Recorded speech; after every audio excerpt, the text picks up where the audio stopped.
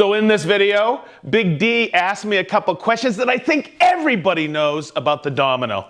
So this is a special tips video on the dominoes. All right, Sedge, quick question for you. Sometimes during dry fit, I have a really hard time getting my dominoes out. So you should always carry one of these. Go ahead and pull it out. Okay. Oh, there we go. Okay, so we're going to talk about one of the top tips I've taught everybody over and over. Recently, in a video we released, somebody said, hey, Sedge, my tenons are too tight in the mortise. That is what you want. But you also have to dry fit. And I suggest every time you do some mortising with the domino and you go to put things together, dry fit it first. In other words, no glue. So you just pulled this out and this is wicked tight, right? It's because it's in the tightest of settings. This here and this here are easy to pull out because you have the wiggle room. And that's good for assembly. We've talked about that in previous videos. So over time, I have seen people take the face of the domino like this. And by the way, this is a no-no, okay? They take it and they sand it like this and sand it like this, and it goes in, okay? But there's a problem. Then you lose long grain to long grain adhesion.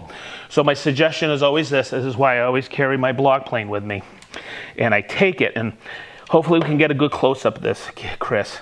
There's actually a nib right here. These little grooves are they're hydraulic wells to push if you push too much glue in the mortise. But right here, look, I just take it like this and I knock the nib off, and it makes dry fit that much easier. So you'll see it goes right in, and guess what I haven't lost? Long grain? Long grain to long grain adhesion, and that's a basis of woodworking joinery. All right, so I got another one for you. I'm trying to do a center line on this small stock here, but these little flaps keep getting in the way. Yeah, they kind of, as you plunge, they want to pull you away. Okay, so a lot of people don't know this, but come in here, camera dude. Okay, I'm going to open it up so you can see the side of the flap. See it? Right there's a little, and you see how it's spring-loaded? Yeah. If I turn this like this, that's a 2mm hex, I can actually lock it back and defeat them so they won't get in the way. Nice. All right, so I'm trying to get this domino right in the center. Okay, so we have a video already about domino in the middle. And I'm going to go over it again with the 500, but somebody reached out and said, how do I do it with the DF700? Okay, so what we want to do is we want to do a mortise exactly here in the middle. No worries, okay? Now, I think everybody can figure out this access because that's right here. I'm just going to pull this up so you can see it. It's the center line right here, okay? That's easy, right? But when you put on a base, like right here, this is the support bracket, that's your center line there.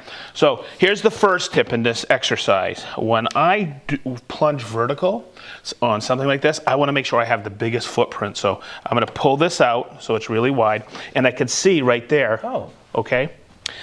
Okay, so as I position this, and I also like this support bracket from TSO, okay? But I'm going to flip it around so you can see.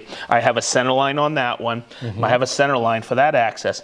But here's where everybody gets confused. It's this access right here.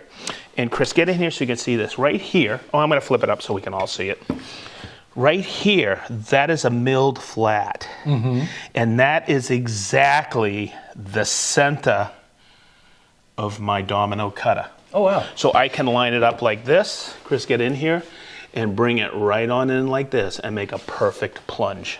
And I can line it up on all lines, just like that. That's my center line. That's awesome. Okay, now let's do the 700. Okay. It's a little bit different with the DF700 or the XL. The center line is kind of, I don't want to say hidden. I'll give you a tip on this. Okay, so I opened it up. So it's really stable, right? I put on the Bigfoot support bracket. But we know that this line here will line up, right? But here is the tip.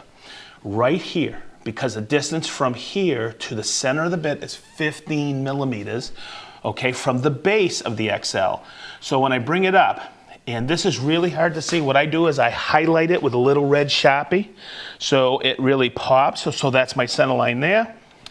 And here's my center line there. I'll tell you what, highlight it with a Sharpie like that really makes it easy to see. Oh yeah. And line up. So there's another tip for you. Okay, Big D, from putting a domino in the middle of something, whether with the 700 or the 500, to making sure you make the perfect dry fit domino by knocking off the nib, or as simple as it is, locking back the flap if it ever gets in the way. So as we always say, be positive, stay sharp, wicked sharp.